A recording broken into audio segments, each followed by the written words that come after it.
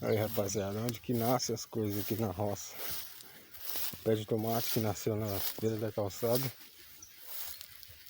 E às vezes tem umas coisas que você só joga semente no meio do terreiro e nasce, assim, sem a gente plantar, sem querer.